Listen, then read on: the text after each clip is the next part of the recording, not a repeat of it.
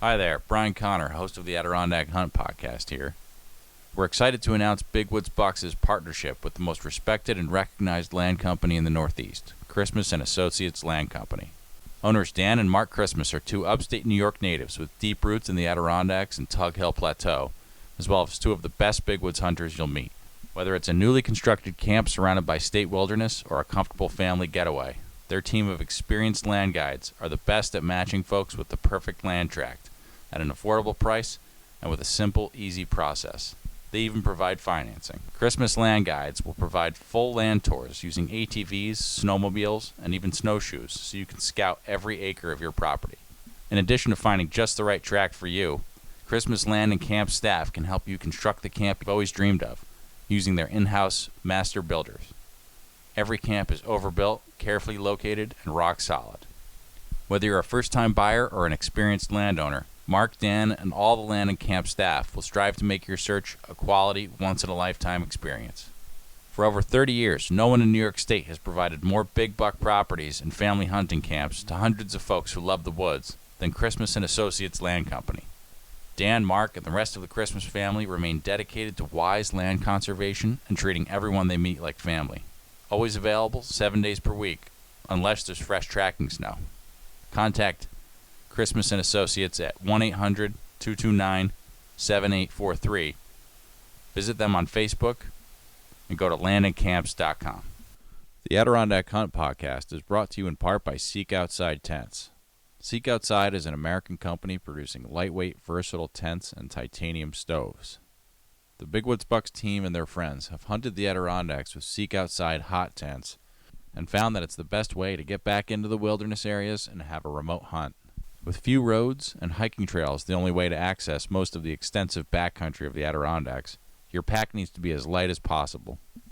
Seek Outside's lightweight tents and stoves enable you to get back there into the most remote country and hunt mature Adirondack bucks that likely have never seen a human being before. Click on the link in the description, use code BWB at checkout on SeekOutside.com, and get 10% off your Seek Outside gear. Good luck on your remote hunt in the Big Woods. Welcome to the Adirondack Hunt Podcast, a Big Woods Bucks production. In this podcast, the Big Woods Bucks crew from New York sits down and discusses all things hunting, and even a little fishing, within the blue line. 6 million acres of old-growth forest and few roads make the Adirondacks one of the most challenging places in the country to hunt. From Iroquois and Algonquin deer drives to the early days of Adirondack guiding to tracking with a GoPro, the team discusses the history, legends, and lore of these ancient mountains. Along the way, the team interviews top Adirondack hunters. From well-known legends to little-known local legends, homing in on what it takes to be successful in these unforgiving woods.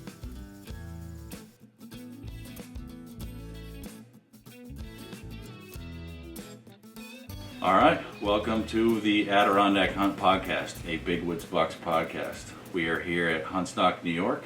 We're having a great time. Saturday Awesome at Huntstock, time. New York. Yes. I'm enjoying myself. I am too. It is awesome to see everybody out here. It's great. It's great to see everybody. So, all right, let's get right to it. We got somebody really special today. The legend. No, don't say that.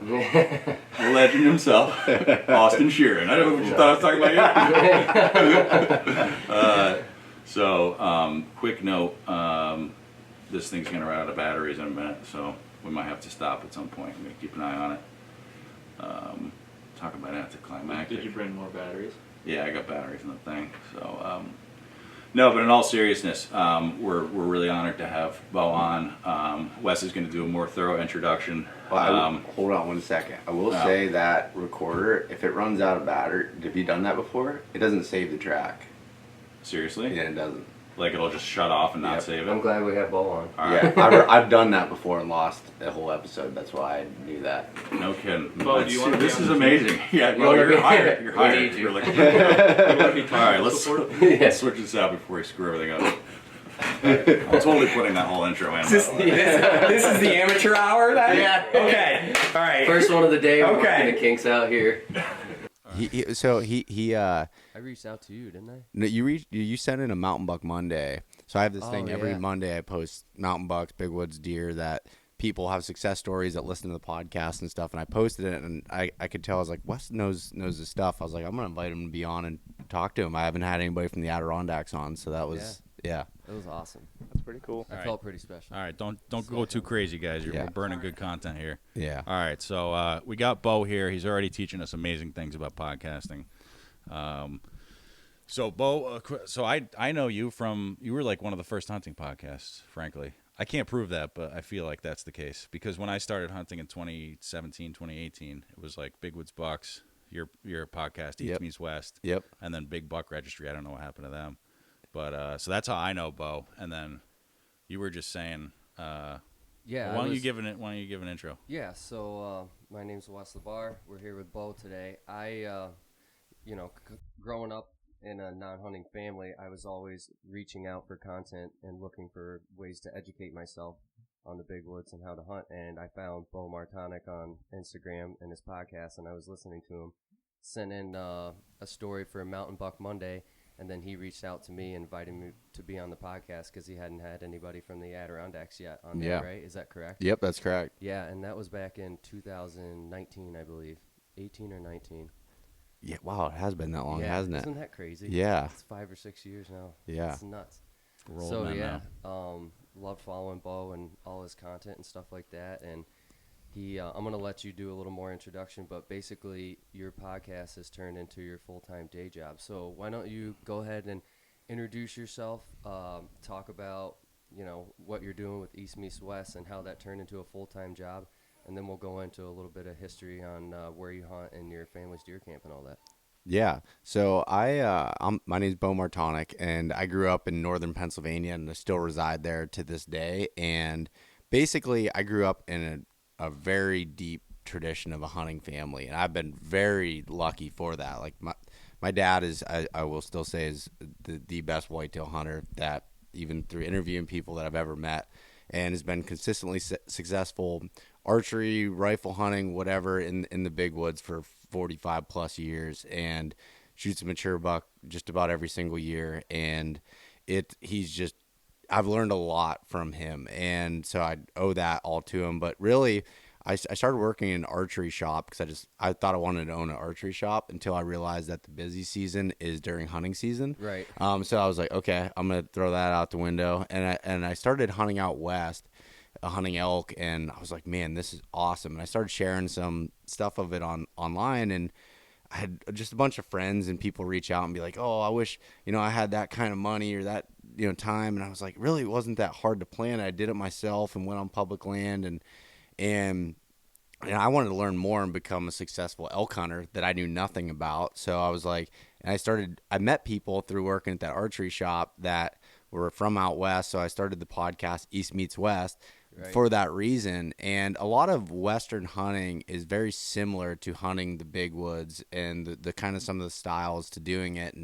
And it was, relatable. And then after about like 5 months of doing the podcast, I did one about my style of whitetail hunting. I was like, besides big woods bucks, there was nothing else that did anything that was about, hunting that kind of way. And I just didn't think that anybody really cared. And then all of a sudden it was like out of the woodworks, everyone's like, oh, I can relate. I have a deer camp, that we go to every year, and we hunt that way. And it was just like really thirsty for information. And that's my bread and butter. Like that's what I grew up doing. I had no choice to do that. And that's really the podcast still is a lot of Western stuff and planning that, but mostly hunting the big woods. And I got into doing video stuff and some films and outdoor writing, as Wes was talking about earlier. Really started a lot with writing back, and I really haven't told this story much, but back in 2017, my ex-girlfriend had killed one of the biggest deer killed by a woman in Pennsylvania, and with a bow. And it was a deer that put a lot of time in. It's just uncharacteristics for a mountain buck in PA, and it was 178 inches. Wow. That's yeah, and I got Peterson's Bow Hunting had reached out to me to write an article on it, and then the consecutive weeks, I shot a 5-year-old deer in PA, and then I went to Ohio and killed a 12-point there, and it was just like it was just a banner year, and so I started writing, and then that kind of just snowballed into stuff, and the podcast was growing, and I started realizing that I think I can leave my full-time job at some point and just chase this dream. So I started really like I was like, all right, to do this, I got to get rid of any debt I have. So I, worked hard to pay off my student loans, and when I got out of college back in 2013, as soon as I got a full-time job, I bought a truck and I bought a side-by-side. I didn't have money for it, but I was like, oh, I can get loans. And that was stupid. So I got rid of all that stuff and just got debt-free, and just was like, okay, so risk is lower. And then eventually things grew enough that I was able to do this full-time. So now I'm 2.5 years into doing it, working for myself, and it's pretty awesome. That's rad, man. That's the cool. dream. That's the dream, right? Yeah. You made the sacrifices to chase the dreams. A lot of people would try to hold on to that materialistic stuff, and no, I definitely, that's awesome, dude, that that's cool as heck. Yeah, and then thank you. Quick on, and so eventually Sitka, which is a pretty big company, they reached out to you now. Talk just briefly about how your affiliation with them. Oh yeah, that really was just when I was working at that archery shop, I was the dealer, and I learned of the value of layering systems and how you can stay warm and dry, and you were writing about it, right? Yeah, I was writing about it, and did some videos where I'd jump in a cold pond that was ice covered, and then like show how to dry a system out without taking off your clothes, and like did some stuff like that, and ended up getting into gear testing for them. And it was years later that they actually sponsored the podcast and everything, and went down that route. So I help out on a lot of the product development testing and things like that with Sitka. Really cool. Yeah. That's So awesome. so I gotta ask, did you grow up hunting in wool, and do you still hunt in wool at all? I do hunt in wool certain times of the year, but we didn't grow up hunting in wool. I would say my grandpa did. My dad was I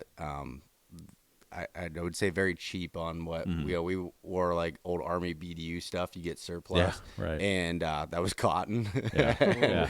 Yeah, They were hardcore then. You see those old school hunting page photos, and they're wearing jeans and stuff. Besides, usually my base layer, we get like this old wool that was surplus stuff that was like all stretched out because it was actually like used stuff that was just like, like how wool sometimes can get like really stretched out and wore out. Like I had some of that stuff, but I did not know the basics of layering. I do wear a decent amount of wool now. So what style of hunting did you grow up doing? Were you sitting in stands or doing drives, or We're still hunting. Tracking? Not really tracking. So my grandpa was big into tracking, but we kind of stopped getting a lot of snow during our 2-week gun season in December. Yeah. We'll get it sometimes, but not a whole lot. So my dad's style was mostly stand hunting and still hunting with a bow.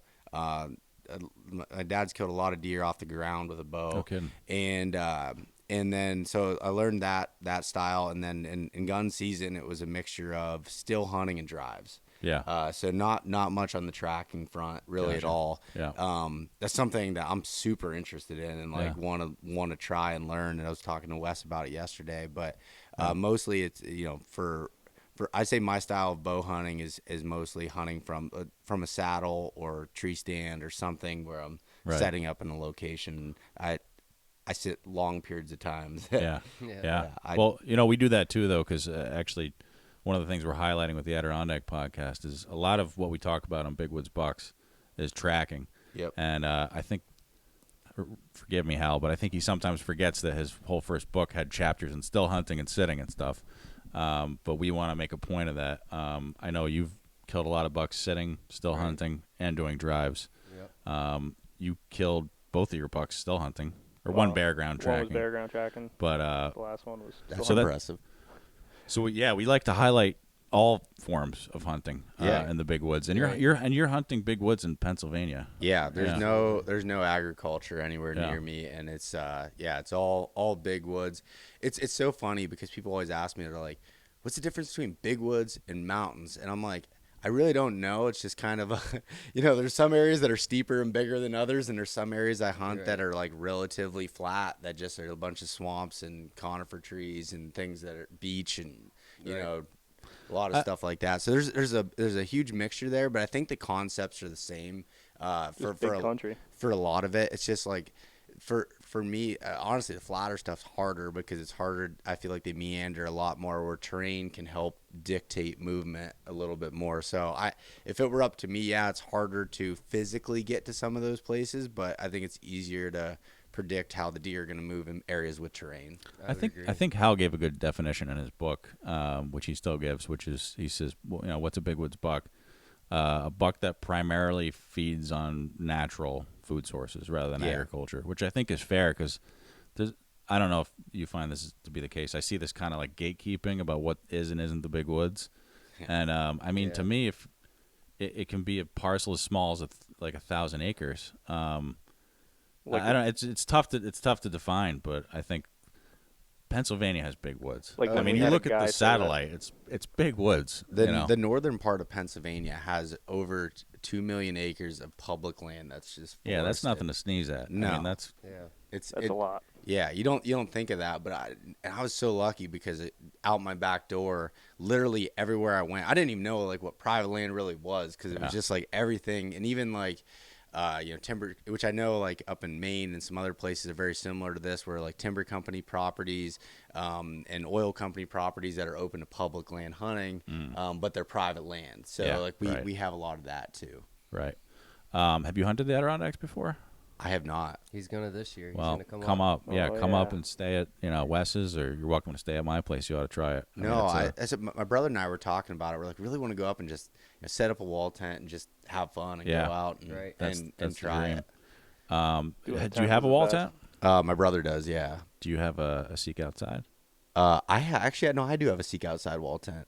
I feel like that's the way to do it. The courthouse that you got the courthouse? Yeah, nice. Which is like this, like a wall tent. The only thing is it does not hold up very well in high winds. I had the stove in there, and I camped in a bad spot, like on the very top of an open mountain. Yeah. And got like 40, 50 mile per hour winds. Ooh. And I was by myself, and started like basically like blowing over, and the stovepipe ripped right through the whole side of it. Kidding. And pulled out of it. It was pretty scary, but that must have just been a defective. That was a lemon. They're better than that. I do love seek outside stuff. Like I have their tents for like backpack hunting. Yeah, I have a teepee. I got that back in, I don't know, 2016 or so. And then my brother has like an old school wall tent he bought off of like Marketplace out when he lived in Montana. Just a small like 2-person type one, but that's like a canvas one. But yeah, I'm gonna lean back because my back is hurting me. You're welcome to too. Okay. Get more comfortable. And we won't go on too long. We all got stuff to do. I'm so good, let man. us know if you gotta go. I'm good, right, dude. Cool. I love it. Cool.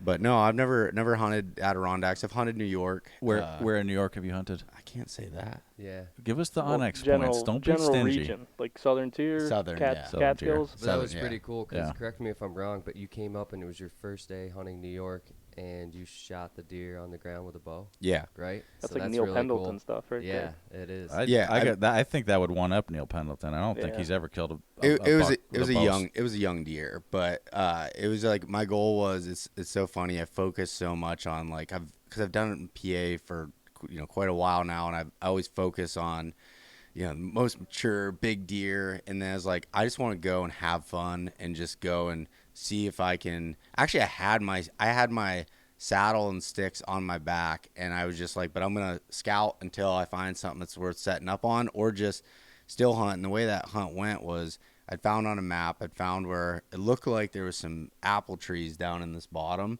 and then I knew that just from the area that there was oak ridges through there. I went through, and there was actually no acorns that year. So I started from the bottom, and I was working my way up this drainage, and I got up to the top. My plan was to wait and get up to the top, and as the thermals started rising, to start just working my way down the different elevation, the bench systems. And so I was doing that. I was finding a lot of hunter sign up on top, and some legal ATV trails that were going up there. And I was like, I got to get away from that on the top. So I was working my way down, and I started finding beech nuts, and I was like, okay, we're in the game now. And it was like 2:00 in the afternoon, and I spotted this buck out feeding just on the edge of some conifers there, and I just snuck in on the ground using these big trees, just kind of slipping in. And I was like, I said to myself, if I can get, within inside 40 yards of this deer, I'm going to shoot him.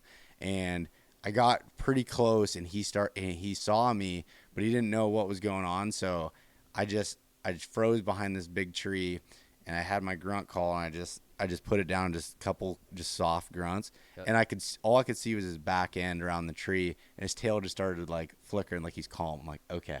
Yeah. Like he knows I'm here, but he's calm. He think, oh, it's just a deer, because he must have heard me or caught some movement or something. And it was a younger deer too, but he just started feeding out, and then I was able to get a shot in him, and I cut him up right there and packed him out, and I was back at the truck by dark, and it was pretty awesome. Rad. That's an awesome That's a good hunt. Yeah. It's super rad. Yeah, it was really cool. I had an absolute blast. I was like, this is awesome. It was like October 21st or something like that. Right. That's great. Yeah. Yeah, you'll have to come try the Adirondacks with us now. Yeah, oh, man, it would be fun. Yeah, it's a long gun season, so I don't know if you planned on coming with a gun or a bow, but if you're gonna track, you're gonna be with. No, I want to go with a gun. Yeah. So you got plenty of time. We'll stay in touch and hopefully get you on some snow. So. I think what is the forest composition primarily in northern Pennsylvania? Like what are we talking? Oak or a lot of oak, maple, or some areas have a lot of oaks, and then some areas don't have any. A lot of cherry, a lot of beech, a lot of conifers, mostly hemlocks and pine. Little bit of spruce, but not a whole lot. And then it really can depend. You can go 5 miles one direction, it's all oak ridges, right. And then you get in places that are just like the mixtures and some softwoods and things that are in there. But really, I like if I can find areas earlier in October that have oaks, then I want to focus on that because a little bit better of a food source. But I like rut hunting areas that have no oaks, where it's just like cherry and things that are the browse, basically, because year after year it's more consistent as far as seeing those annual patterns, where when you get into areas with big oaks, for me it's like sometimes if there's no oaks that year, but there's acorns 4 miles away, those deer will migrate over to that, and it's just not consistent. So I like to find those annual patterns that I can find and be able to hunt. You got a lot of swamps out there? We do have some swamps. Yep. Yeah. So, talk a little bit about these clear cuts that you talk about hunting and stuff like that, and you give a lot of information on. In the Adirondacks, it's forever wild, so there's no logging on state land anymore. It was all logged off once. And I know you talk a lot about clear cuts. In the state of Pennsylvania, because I don't know it all, is there still like leases and permits where they are allowed to log state land, or when you hunt in clear cuts, is this private land or lease land, or is it state? No, they do it on state. They do it on federal lands. They do it. People and they're actually it. Oh yeah. Pennsylvania's a big logging state. Yeah. There's a lot of logging going on. Yeah. I wish they would log the Adirondacks again, because honestly, it's be quiet. Yeah. Why? I don't want it logged.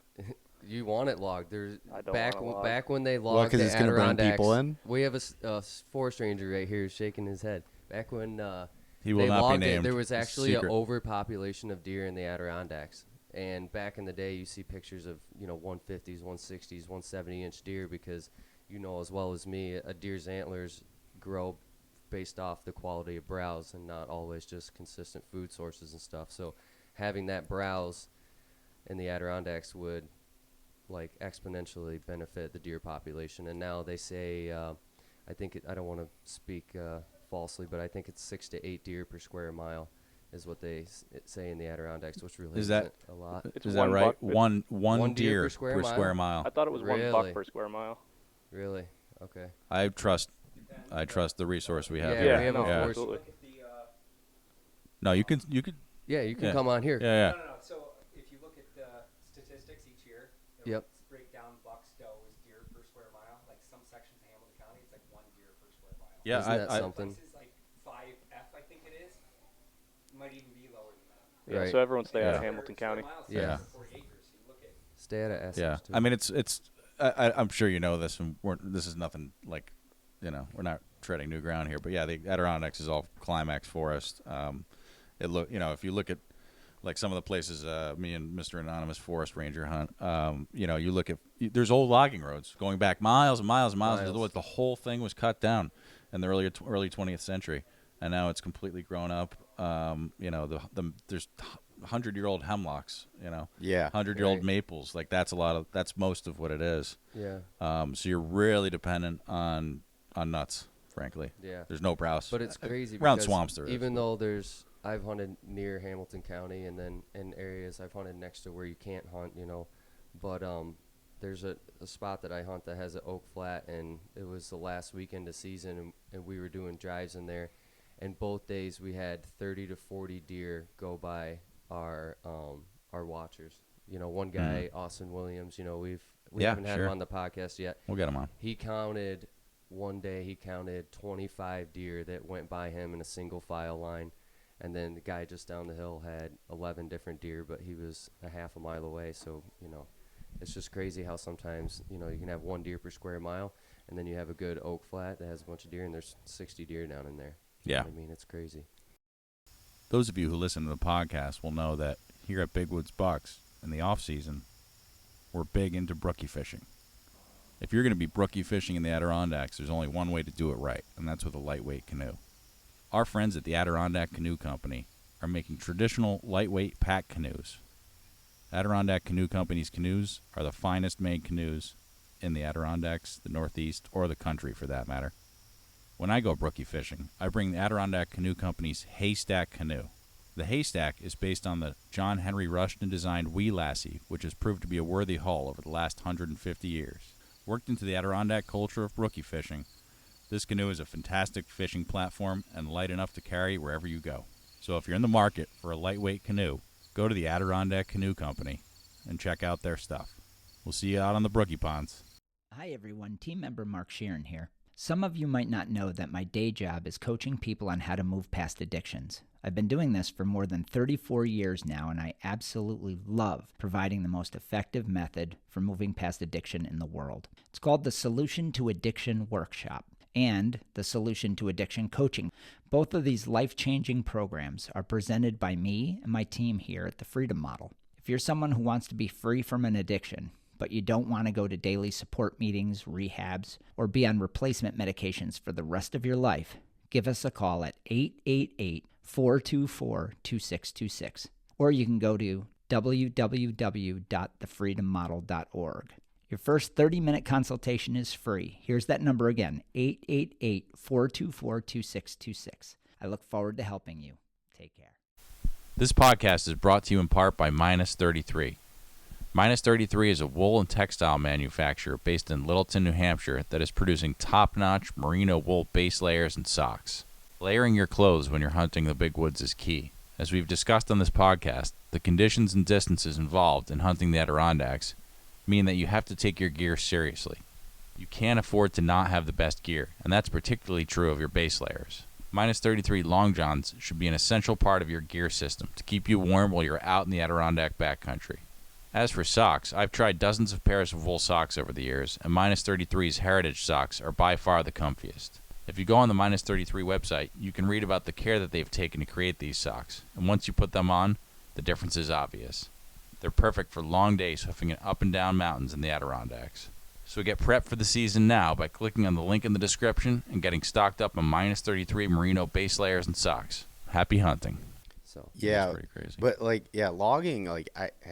My buddy Kenny here is working for me. He's a forester, and he's taught me a lot about some of that forest management side of it. But if I'm gonna try to find the biggest, antlered deer, I'm going to areas that have cuts, and and they do get a lot of pressure for that. But what you find most people doing is just sitting over where they can see a lot. I personally love the cuts that are in it really depends on the area, but that 3 to 8 year old range where you're getting a bunch of blackberry briars and you're getting, that 7-8 foot type of undergrowth that's coming up where they can still browse on, but it also acts as bedding. Right. And finding some of those places that I can get into and where there's a bunch of edge, that's just a lot of edge habitat that creates just a ton of browse, and it's just the bodies are bigger. It's just Right. you can really get some awesome some awesome quality of deer, and they're just healthier. And honestly, they've been aggressively cutting. And the way Kenny explained it to me was just like based off of like the last time they did a major cut where they did it, basically wrong as far as how they just clear cut everything, but some of those are coming back and they need to be logged again, so they're aggressively cutting some more, and the deer population is growing. There's a very growing up, like if we saw a deer every 4 days, that was impressive, and it's starting to come back. There'll still be days I don't see a single deer, but it's coming back to the point where I'm seeing doe groups of 4 or 5 does in here, and then there's another one over there, and it's like, holy cow, like this is awesome. Right. And being able to see it. Now there's obviously that balance of too many deer and then not enough feed, but right now it seems like they're doing pretty good. Yeah, I think that's where we're headed to, is there's a lot of deer and sometimes not a lot of feed, but then also because of the mass crops we have, like the area where I hunt with acorns was a desert the last 2 years because there was no acorns. You know what I mean? But then you go in there on a year and there's 100 deer in 5 square miles right in that area. You know what I mean? Just because it's plastered with oaks. Where we hunt, we don't have oaks. Yeah, that's so right. There's none up there. The only mass crop is beech nuts. And Right. I haven't seen beech nuts in forever. I know. So really, beech are struggling. Like 2019 was the last here, beech They have year. a disease. I don't know exactly what the name of it is. I think it's just called beech bark disease. Yeah, they get blotches on them and they don't produce and they're dying off. the reason that I don't really want it cut is because I can look at a map and the topography and I can tell you pretty much where the deer are going to be based on swamps, ridges, like, because it's all very predictable. You know where the spruce is, you know where its beech and maple is, like, you can just look at a map and know where to go. Right. Where when everything's logged, it's very unpredictable and things change, and there's it kind of like scatters the deer more as a herd. You know what I mean? Yep. Even though it provides a wicked food source for Yeah. them, and the racks are a lot. And I understand it, but and bedding and security, but I there's get you. there's no shortage of giant racks in the Adirondacks. Yeah. but like Don't tell them all. that's good. I that's let good all to the big ones go. I like to shoot the small ones. Yeah. Let them go. Let them breed. Yep. well, there's like with cuts though too is I've really been on the newer cuts in that 1 to 3 year old range. As soon as they start getting briars, even like ones that are almost like you're just tangling your feet on the ground, like they're not even grown up yet. It's that early in October time frame, and then also late season. They hit that pretty hard. Now it's almost like a food plot for them when they do come into those types of areas, and just been seeing more of that. So there's different times of the year I look at different logging and be able to figure it out. Then there's areas where they'll log hundreds of acres in one big swath, and it's almost like its own ecosystem within it. So it's like you hunt the edge, you're not doing anything because it's its own town inside there, and there's a whole village of people or deer that are living within there. So I'm trying to find like those internal spots, almost like it is with mountain laurel and places, like trying to find those internal openings that are within there, and the old logging trails where they're crossing and just kind of getting in some of that stuff. Right. You run a lot of cameras? I do, yeah. How many would you say? 45. Oh, Yeah, they're spread out quite a bit across places, but I use cameras more so from an annual data perspective. I'm very data driven, and I like seeing, like, I'll review that stuff at the end of the year and look at certain trends of dates and weather patterns in certain places. Like, okay, a lot of bucks came through this type of area around these dates. It's like, okay, a doe must have came into heat at that time. All right, I got to note that because next year during that time, not a lot of the does get killed, so it's like probably going to have some similar activity around that time. So that's how I use cameras, and also just trying to find the caliber of deer that I want to go hunt. Are you keeping a spreadsheet like Steve Shirk? I do keep a spreadsheet. Nice. Yeah, I do cool. it different than Steve, although I am working on doing one similar to him over the last 10 years, just to see if I can see general trends and dates. Yeah. But really, I do it on just specific deer and or specific areas, and because it takes a lot of time to go through all that data, but it is super cool to go back and look at that kind of stuff. Nice. Yeah, I think that would be really cool just to do like a super statistical analysis type of thing. Yeah, and just see and you start to see some of those trends over time, and like certain things I've noticed, like the biggest of the big deer, I'll see them starting to search for does or spotting in daylight in that last week of October, and then not really again until like that middle of November, which is like the last few days of our archery season. And it can be a slow time to sit in the woods because most of the deer, like if you want to see the most deer, it's like the first week in November. It's like that's when most of the 1 and 2 year olds and even 3 year olds are rutting and running around like crazy. But those big deer, their does are coming to them. They're kind of just hanging out in that thick stuff, and then they're out searching for those last does again in zombie mode. That in my area is November, 14th, 15th, 16th, 17th, and it's literally like the last days of our season. So, So you guys have the flintlock season. Do you do that? Do you hunt that? I don't do it successful, but I do it. Yeah. Yeah, It's got to be tough.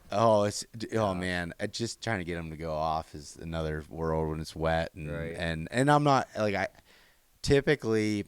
If it's up to me, I have my tags filled before that season comes in. But last year was a year that I did not, and so I hunted flintlock a lot, and I had just problem. I had a coyote actually at like 5 feet, and it went click. He looked at me, I looked at him. I was like, all right, man, you keep going. You're good. But the flintlock season's cool. It's from cool. Christmas through the third week of January.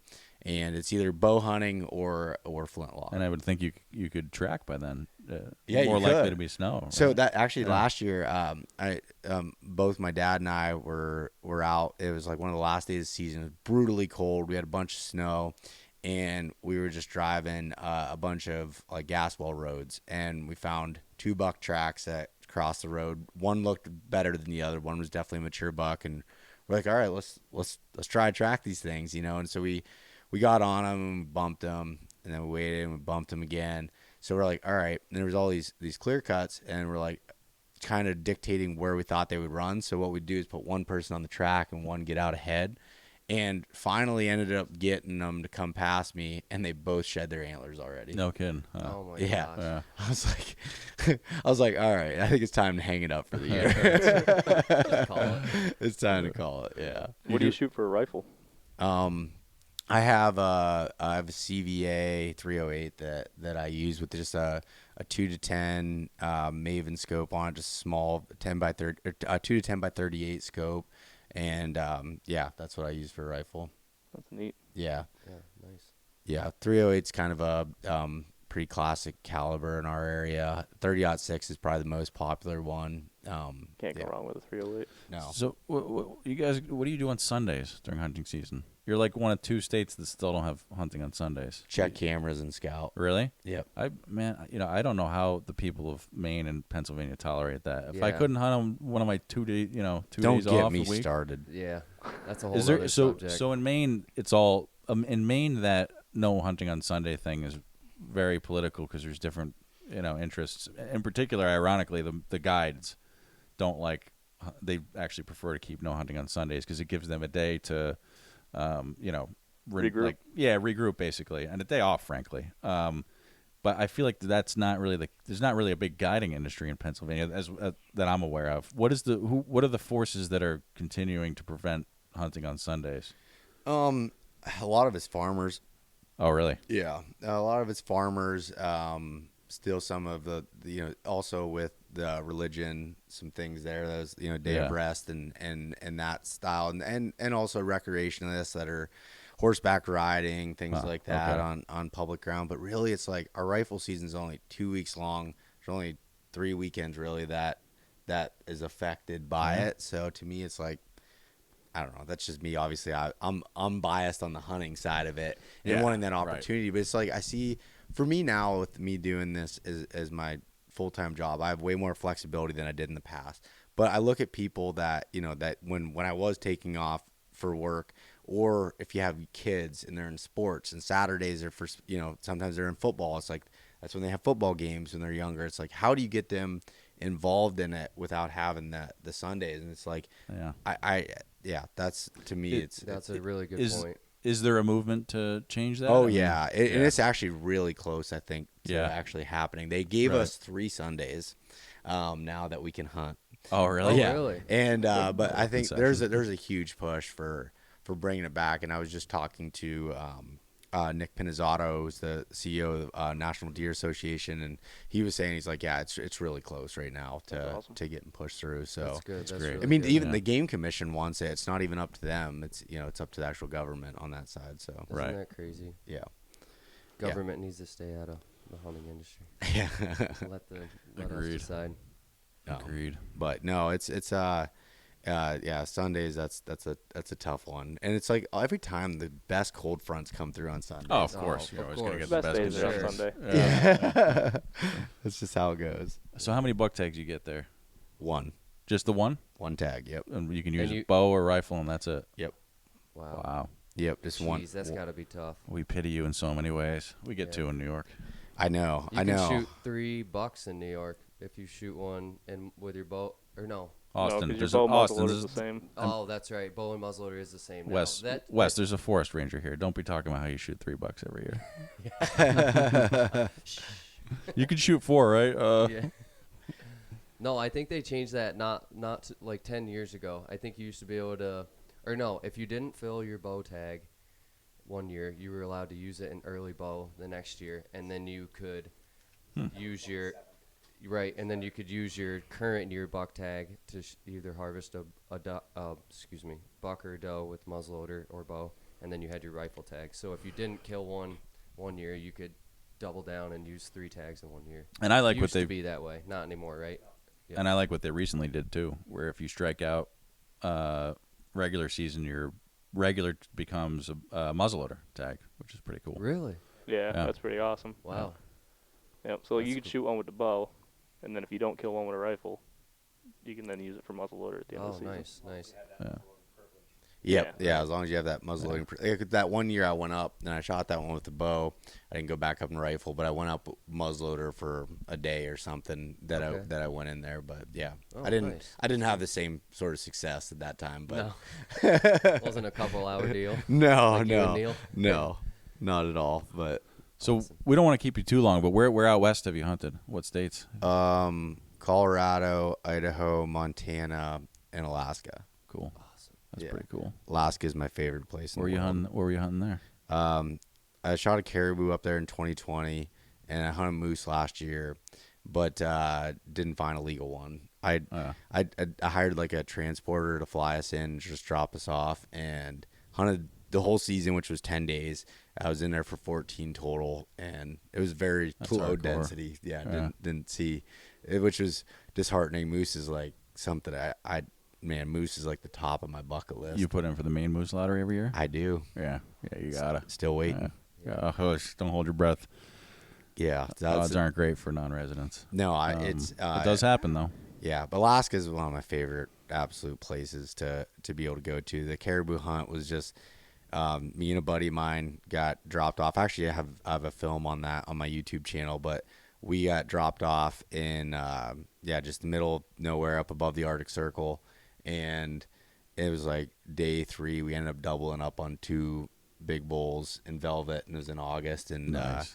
it was so awesome. That's awesome. Yeah, I that's cool actually, as heck. back in 2017, I worked for a air taxi service, Ram Aviation, out of Cotta Butte, Alaska, which is just above the That's Arctic who I Circle. used. You used Ram Aviation? Mhm. You Brian Albert? Yep. Isn't that awesome? I Yeah. think I messaged you around that time when you were headed up there. I missed out on an awesome opportunity. He was going to let me go for free for a hunt, but I couldn't find anybody to go with me, so I ended up just working for him and going home. But it was an awesome experience to, help guys like cape out wolves and different stuff, and guys shot bears and one shot a moose, but a lot of just caribou. But I'm definitely going to go up there and do that type of hunt because you can hire out the taxi service, bring your own gear, and basically do the whole trip for less than $4,000, I think. Not anymore. Not anymore. No, Is it's- it a lot it's- more expensive? Yeah.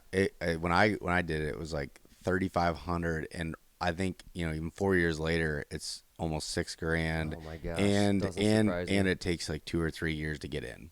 Really? Mhm. That's nuts. Well, Yep. maybe I can get in with Brian. He can help me out. And yeah, Little connection. get me back in. You want to go? Yeah. All right, let's go. Yeah, that I sounds got like a- buddies Austin, Griffin, and myself, and we could the 4 of us could go. Be a good time. Yeah, It sounds like an East meets West meets Big Woods Bucks in Alaska That would adventure. be awesome. We could film it all. It'd be sweet. That's pretty cool. Yeah. All right. Well, thank you so much, Beau. Yeah. We probably got to get back to it. the fans are awaiting the legend. Not you, Austin. Austin. Got him.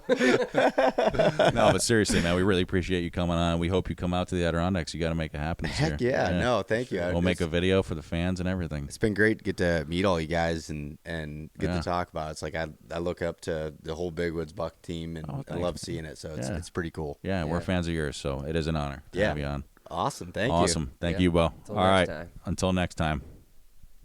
Adirondack Podcast out. Bye. Thanks for tuning in to the Adirondack Hunt Podcast.